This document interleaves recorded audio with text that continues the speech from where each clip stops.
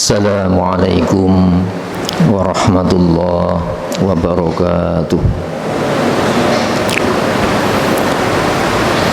Innal hamdalillah nahmaduhu wa nasta'inuhu wa nastaghfiruh wa na'udzu billahi min syururi anfusina wa min sayyiati a'malina. Man yahdihillah fala mudhillalah wa may yudlil fala hadiyalah. Asyhadu an la ilaha illallah wahdahu la syarikalah wa asyhadu anna Muhammadan abduhu wa rasuluhu la nabiyya wa la rasula ba'dah. Allahumma salli wa sallim wa barik ala Muhammad wa ali Muhammad kama sallaita wa sallamta wa barakta ala Ibrahim wa ali Ibrahim fil alamina innaka Hamidum Majid. Amma ba'd. Saudara sekalian, sejenak marilah kita sediakan waktu kita untuk bersama melaksanakan telaah siang hari ini. Sertakan harapan kepada Allah, semoga lewat telaah al-Islam siang hari ini Allah menganugerahkan kepada kita taufik hidayahnya, bimbingan serta pemahamannya. Untuk itu marilah kita buka telaah siang hari ini dengan al-basmalah. Bismillahirrahmanirrahim. Saudara sekalian, ada permintaan di saat yang sama penegasan. Penegasan ini ikrar antar waktu. Sebab Muslim pasti mengucapkan ini. Dan itu inti masalah sebetulnya. Ya.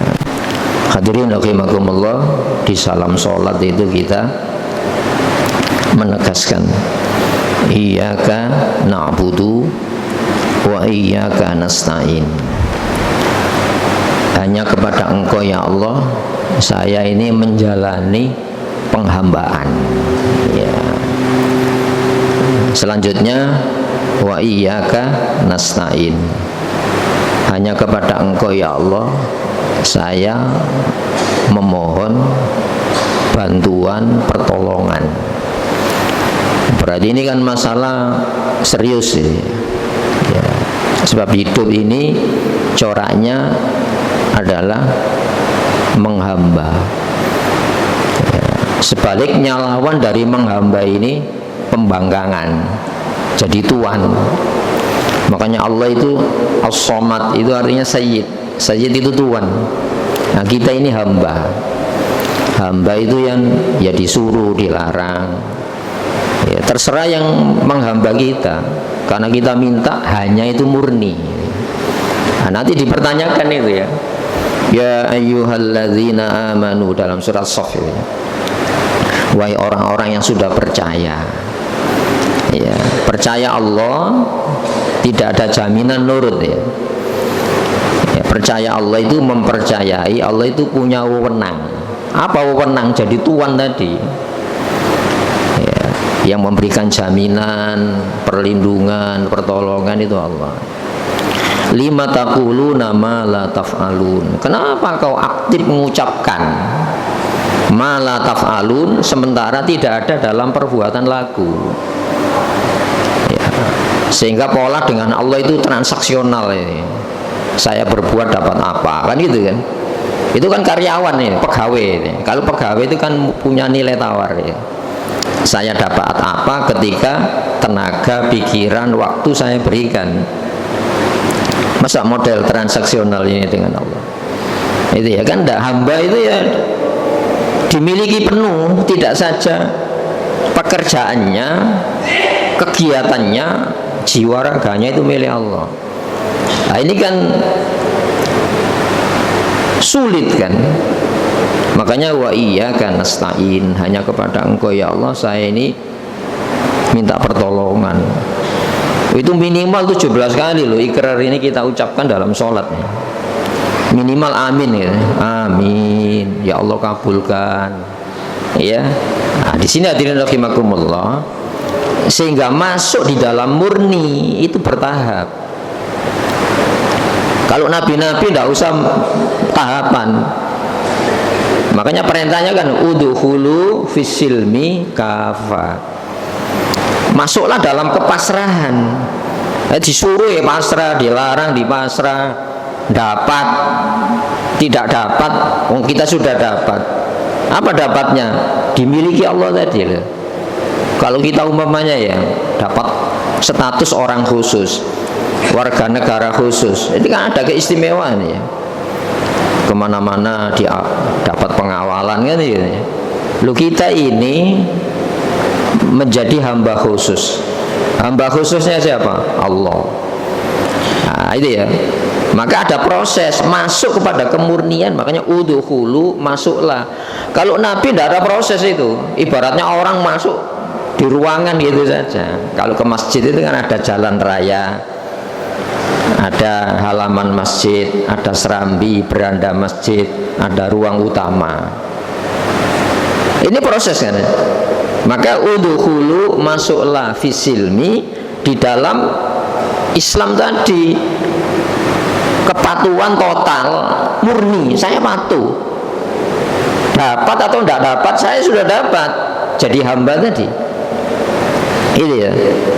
Wah, umpamanya dia, kita umpamanya di Istana Negara itu kan tempat ngantornya kepala negara. Ada tempat tinggal di sana. Itu pun kadang-kadang 2 periode ya. Itu pun sulit ya. Coba jadi hamba Allah, minta murni jadi hamba Allah. Itu proses. Kalau Nabi tidak pakai sekolah, kenapa? Ibaratnya orang itu tidak ada proses masuk, dimasukkan ke ruang khusus, eksklusifnya Allah. Jadi yang kita minta tiap saat itu jadi warga eksklusifnya Allah. Ini kan sulit kan? Tapi tidak ada sulit kalau tata niatan tadi. Maka hadirin rahimakumullah, di dalam masuk ini ada cobaan, itu ya. Nah, sehingga di dalam Al-Quran disebutkan dalam surat Ali Imran, Allahumma malikal mulki, wahai Allah pemilik sebenarnya kerajaan ini ya. Walillahi mulkus samawati wal ard, milik Allah kekuasaan wewenang langit bumi itu milik Allah. Itu ya. Tu'til mulka man tasha, kau berikan kekuasaan siapa yang kau kehendaki. Apakah kita tidak percaya Fir'aun itu dikasih kekuasaan oleh Allah? Saya percaya itu, kita harus percaya. Seperti halnya kekuasaan yang diberikan kepada Nabi Daud, seperti halnya kekuasaan yang diberikan kepada Nabi Sulaiman, kepada Namrud. Allahumma malikal mulki tu'til mulka man tasha. Kemudian wa tanzi'ul mulka mimman tasha. Ini ya, kau cabut kuasa itu dari siapa yang kau kehendaki. Wa tu'izzu man tasha wa tudillu man tasha. Kau muliakan siapa yang kau kehendaki. Ini ya, wa tudillu man tasha, kau hinakan siapapun yang kau kehendaki. Itu kan Allah itu ya, biyadikal khair ya, di tanganmu ya Allah, itu wewenangmu, khair, semuanya itu baik. Itu ya. Nah, jadi kalau dari Allah itu baik. Nah, hadirin, kita harus mensikapi itu. Bagaimana hidup ini ada pergantian suasana, dan itu pelajaran-pelajaran. Ketika ada orang buruk, tanggung jawab orang untuk memperbaiki keburukan supaya tidak buruk. Ada orang tidak tahu, jangan dimanfaatkan ketidaktahuannya. Itu tugas bagi yang tahu memberitahu. Tidak boleh dipelihara supaya tidak tahu bisa dimanfaatkan, bisa diapusi, tidak boleh. Itu hukum. Nah, makanya ketika Fir'aun kuasa, itu wewenangnya kan luar biasa. Dikirim Nabi Musa. Itu ya. Kalau ada orang sesat, tidak punya wewenang, itu korbannya paling dirinya. Tapi kalau orang memiliki kekuasaan begitu luas, kalau sesat itu membawa korban, maka dikirim Nabi Musa. Itu ya. Jadi tidak boleh pembiaran, tidak boleh. Maka I'tiya Fir'aun, hei Musa, hei Harun, datang kamu kepada Fir'aun. Untuk apa? Bukan mencabut kekuasaan, menggunakan kekuasaan itu supaya menyelamatkan. Ya sama dengan kita ini di rumah ya. Kepala rumah tangga kan bapak, ayah kan. Kalau dia punya wewenang, ini bahaya. Bisa disalahgunakan, mengajak neraka atau mengajak kepada kedamaian surga. Makanya dalam struktur kepemimpinan rumah saja itu ada pilihannya. La tangkihul musyrikati hatta yu'minna.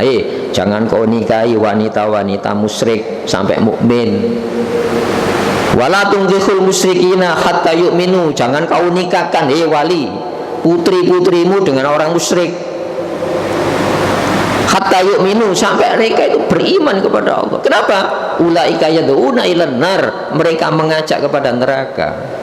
Oh, itu kan bahaya kan. Jadi dunia ini aksi reaksi, tidak boleh dibiarkan itu, tidak boleh apatis.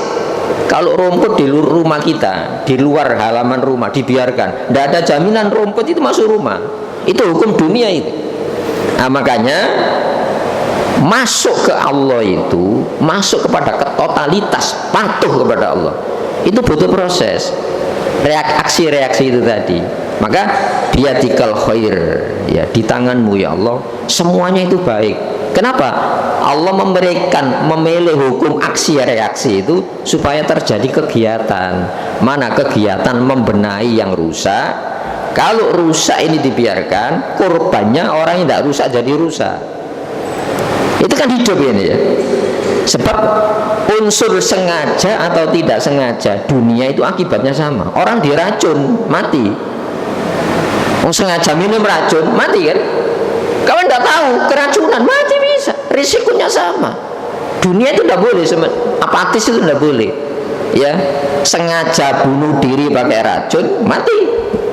Keracunan bisa mati, tidak sengaja loh. Itu dunia. Nah, nanti dipertanyakan kepada Allah di hadapan Allah itu, kamu harus murni. Kemurnianmu ini harus dijaga. Apa? Yang melarang itu Allah, yang merintah itu Allah. Itu ya. Fir'aun jadi raja, itu Allah yang memilih. Tapi wewenang ini kalau disalahgunakan bahaya. Dikirim Nabi Musa. Itu ya. Nah, hadirin rahimakumullah, sehingga biyadikal khair itu Allah itu punya pilihan terbaik. Kita jangan pilih-pilih. Ketika tahu mungkar, cegah. Karena pilihan syariatnya gitu. Kalau ada orang mungkar, cegah. Tapi kamu tidak boleh menciptakan kemungkaran, apalagi membiarkan kemungkaran. Tidak boleh, itu maksiat. Jadi contohnya gini, urusan Allah tidak boleh semacam itu. Rasulullah itu sampai pindah dari Mekah ke Madinah, dari Mekah ke Madinah untuk apa? Menyelamatkan iman. Itu ya, menyelamatkan iman. Fir'aun itu ngejar Nabi Musa, bawa takut itu. Nabi Musa lari, itu juga membawa takut. Cuma inti takutnya beda. Fir'aun mengejar, itu karena apa? Dia tidak percaya, kecuali yang mengeksekusi Nabi Musa itu dirinya sendiri. Sampai ayam kalau Nabi Musa itu hancur, saya ayam. Kenapa? Tidak ada ancaman bagi kekuasaannya. Nabi Musa lari, itu membawa takut. Apa yang ditakutkan beda. Kalau tadi kehormatannya di dunia hancur, Fir'aun takut Nabi Musa takut imannya dicopot. Sama-sama ya, ada yang dipertahankan dalam hidup ini. Nah, kita lari kepada Allah itu membawa apa nanti? Ainal mafar, kemana tempat berlari? Ya, ainal mafar, kemana tempat berlari? Maka fafirru ilallah, lari kepada Allah. Jangan lari dari bahaya, sementara yang menciptakan bahaya Allah tidak pernah. kita dapat perhatian. Itu ya. Nabi Musa itu diperintah. Kenapa? Sebab Fir'aun ini bisa menjadi sebab perusak. Kalau kamu tidak hentikan perang, kamu tanggung jawab kamu. Nah, di sini hadirin rahimakumullah, kita akan masuk kepada kemurnian itu dengan tahapan-tahapan. Makanya doa kita apa? Rabbi adkhilni mudkhala sidqin. Ya Allah, aku masukkan dalam masalah yang benar. Wa akhrijni mukhraja sidqin. Keluarkan aku dari masalah juga benar. Itu ya. Hadirin rahimakumullah, hidup ini masalah semuanya. Tidak ada masalah itu bermasalah. Kenapa? Orang kalau tidak dihadapkan pada masalah itu merasa aman. Coba di dalam Al-Quran disebutkan ya, idza aradna an nuhlikal qaryah amarna mutrafiha. Itu bukan karena kemiskinan, itu bukan karena kemiskinan, bukan. Saat kami hendak menghancurkan sebuah negara, amarna mutrafiha, kami biarkan bebas orang-orang yang hidup di dalam kemewahan itu, kemakmuran. Berarti apa? Orang merasa aman dengan kemakmuran, itu bahaya. Mana yang diwaspadai? Kemakmuran atau kondisi kemiskinan? Dua-duanya itu potensial untuk orang tidak murni jadi hamba. Dua-duanya itu potensial untuk murtad dari Islam. Tapi orang lengah itu biasanya kondisi nyaman. Maka bila kami hendak menghancurkan sebuah negara, orang-orang yang hidup mewah itu bergelimang dalam kemewahan. Fafasaku fiha, maka mereka melakukan sebuah tindakan yang keluar dari batasan hukum Allah.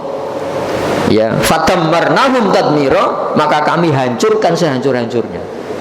Jadi ujiannya itu bukan yang kita waspadai, itu bukan miskin, bukan. Yang kita waspadai itu kondisi makmur. Justru kondisi makmur ya harus diwaspadai. Kenapa? Orang lengah itu dalam kondisi nyaman.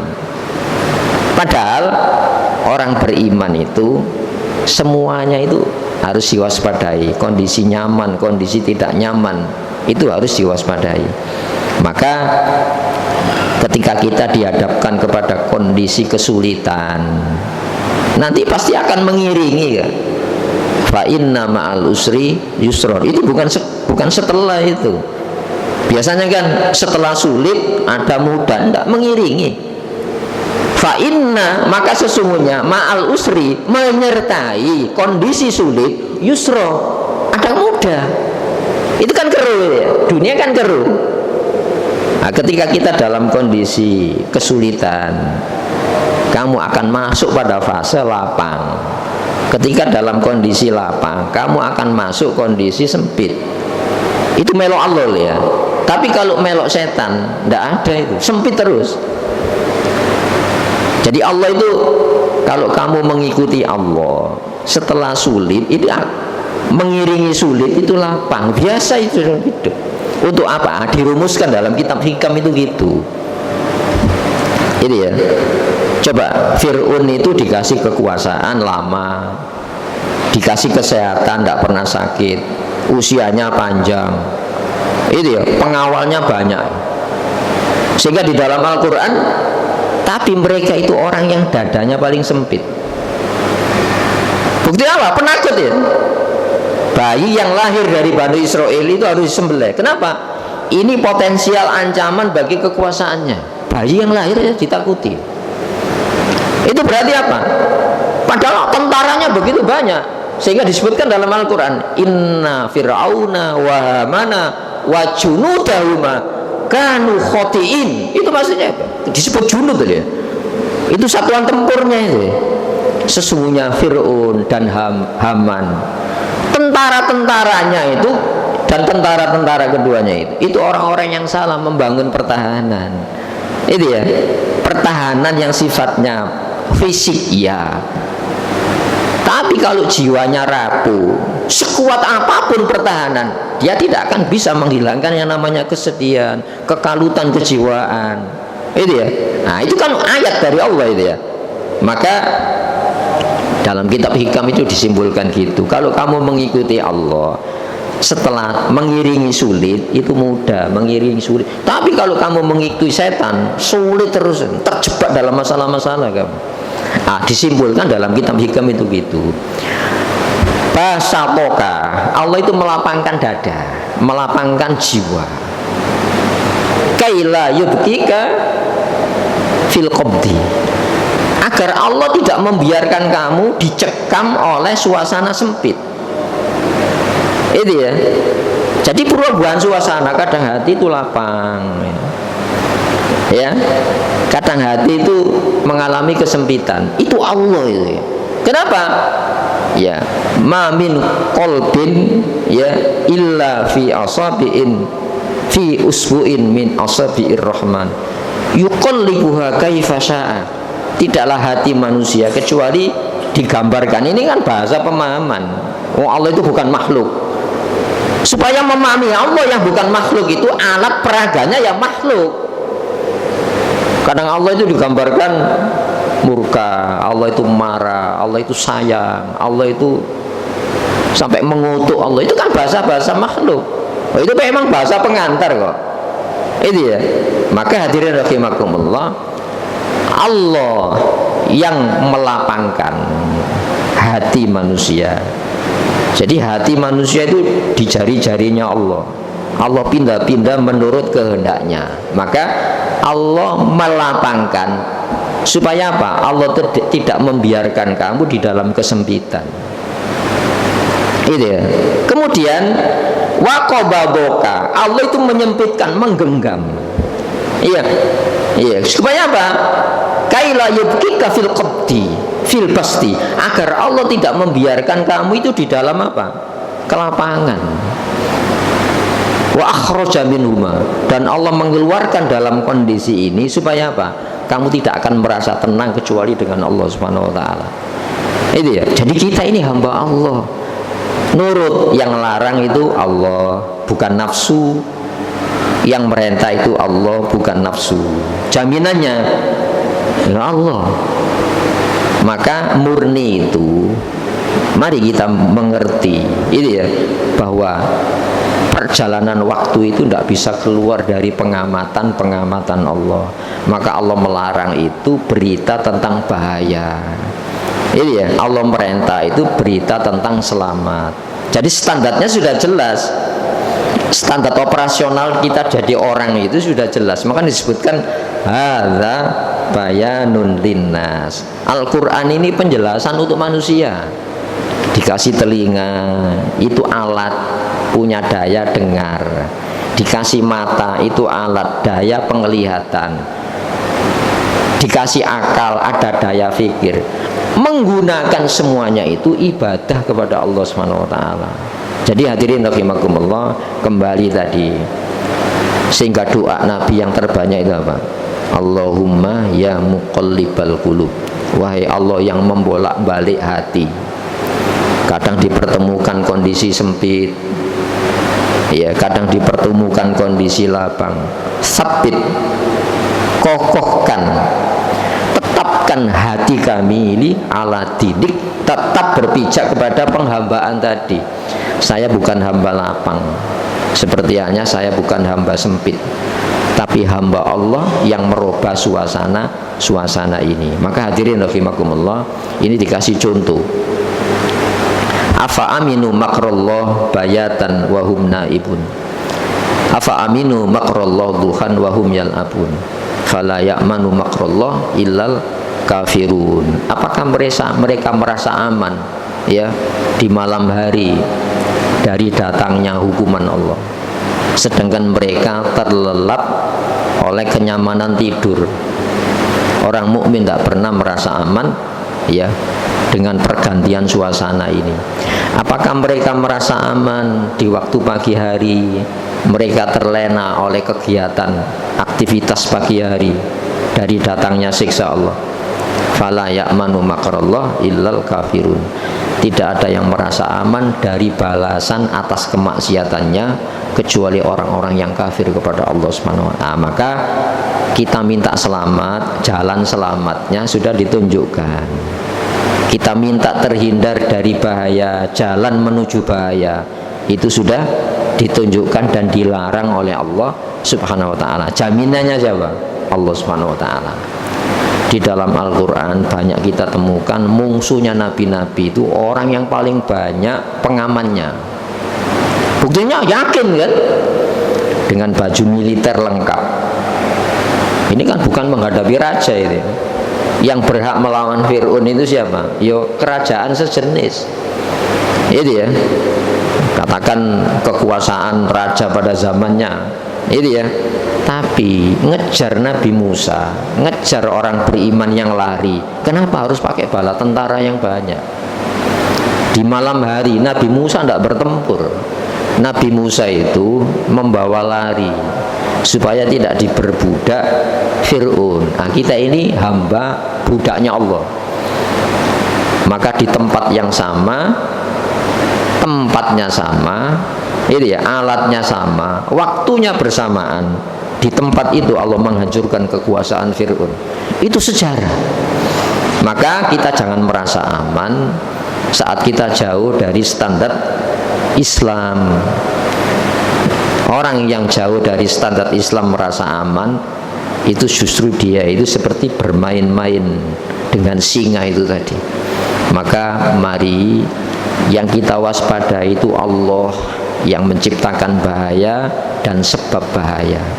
Yang kita waspada itu Allah yang bisa merubah bahaya jadi sebab selamat, yang bisa merubah selamat menjadi sebab bahaya. Allah tidak usah ganti sebab. Sebab itu bisa dari orang yang dekat yang kita cintai. Itu ya. Orang yang membela mungkin dari orang yang jauh dari kita. Sebab yang menguasai hati manusia itu Allah. Yang merubah benci jadi pecinta, merubah pecinta dari pembenci itu Allah. Ini ada ayatnya. Ya ayyuhalladzina amanu, wahai orang-orang yang sudah percaya bahaya tapi keliru mewaspadai bahaya, bukan Allah yang diwaspadai. Inna min azwajikum, sesungguhnya di antara pasangan-pasangan hidup kamu, bisa istri, bisa suami. Kalau di perusahaan ada pimpinan, ada karyawannya, itu kan pasangan. Kepala negara dengan rakyatnya. Inna min azwajikum, sesungguhnya pasangan-pasangan hidup kamu, wa auladikum, dan anak-anak kamu, aduwallakum, potensial jadi musuh bagi kamu. Ada potensi jadi loh. Maka fahdharuhu, hati-hati. Loh, ketika Allah mengatakan hati-hati, masa tidak menurunkan ajarannya? Ini ya, seorang bapak membelikan anaknya sepeda motor semester 1 ya, kuliah, ada sepeda motornya, nah hati-hati ya. Berarti apa? Alatnya ada, dikasih cara menggunakannya. Ini ya, Al-Quran ini pembekalan. Ini ya, mari ngaji Al-Quran itu wajib hukumnya. Sebab kalau saya tidak ngaji Quran, saya itu minta bahaya, yang saya waspadai bahaya, tapi informasi bahaya tidak dapat waktu kita. Buktinya tadi diperingatkan Nabi Musa, tidak mau, malah yang memperingatkan dimungsuhi. Akhirnya apa? Kalau kamu tidak mau, ya saya keluar. Ya, saya khawatir nanti ketularan. Ini ya, tidak mungkin kita menangani orang sakit sementara kita tidak punya pembekalan tentang mana penyakit yang membahayakan. Akhirnya apa? Terkena penyakit. Buktinya apa? Yang katut kena penyakitnya Korun, penyakitnya Fir'aun ini siapa? Korun. Korun itu umatnya Nabi Musa yang murtad ini. Padahal alim dia itu. Inna Koruna min qaumi Musa. Karun itu termasuk orang khususnya Nabi Musa. Fabagu alaihim, katut. Yang sudah punya ilmu itu katut. Maka kita ini setiap hari yang kita minta itu penting. Dan itu ikrar. Iyyaka na'budu wa iyyaka nasta'in. Ya Allah, masukkan aku di dalam pengendalian penuh Engkau. Itu ya. Itu minta murni dikendalikan Allah itu ya. Maka wa iyyaka nasta'in, saya minta tolong ya. Murni itu sulit karena melewati proses. Kalau tadi kita masuk Baitul Hakam, ada jalan raya. Ada halaman masjid, ada serambi masjid, ada ruang utama masjid. Nah, kalau sudah masuk pengendalian yang murni Allah, dikendalikan oleh Allah, ya, dikendalikan oleh Allah Subhanahu wa ta'ala. Kalau nabi-nabi itu tidak ada sekolah, nabi tidak ada kurikulum, sebab nabi itu langsung dimasukkan ruang khusus eksklusifnya tadi. Tapi kita ini ada proses untuk masuk pengendalian Islam kepada Allah Subhanahu wa ta'ala. Jadi saya ulangi lagi, dalam kitab Hikam tadi, Allah menyempitkan supaya Allah tidak membiarkan kamu dalam kondisi lapang. Sebab dalam kondisi lapang banyak manusia yang terlena oleh kondisi lapang. Seperti halnya Allah itu menyempitkan, Allah itu melapangkan, supaya apa? Allah tidak membiarkan kamu dalam kondisi sempit, dan Allah mengeluarkan dari dua kondisi ini supaya kamu hanya merasa tenang dengan Allah Subhanahu wa ta'ala. Semoga hikmah singkat dalam kitab Al-Hikam tadi dengan ditopang beberapa ayat Al-Quran, bahwa kemurnian itulah yang kita mohon kepada Allah. Sebab kita ini bukan hamba pergantian suasana, tapi kita adalah hamba Allah yang merubah-rubah suasana ini. Barangkali itu yang dapat saya sampaikan sebagai bahan pemikiran bagi kita. Semoga yang kita telaah dijadikan hidayah. Mari kita mohon kepada Allah Subhanahu wa ta'ala. Allahumma sholli wa sallim wa barik ala Muhammad wa ali Muhammad. Walhamdulillahi rabbil alamin. Rabbana zalamna anfusana wa illam taghfir lana wa tarhamna lanakunanna minal khasirin. Rabbana la tu'akhidna in nasina aw akhtana. Rabbana wa la tahmil alaina isran kama hamaltahu 'alal ladzina min qablina. Rabbana wa la tuhammilna ma la taqata lana bih wa'fu 'anna waghfir lana warhamna anta maulana wansurna 'alal qaumil kafirin. Rabbana atina fid dunya hasanah wa fil akhirati hasanah wa qina adzabannar. Subhana rabbika rabbil izzati amma yasifun wa salamun 'alal mursalin alhamdulillahi rabbil alamin. Assalamualaikum warahmatullahi wabarakatuh.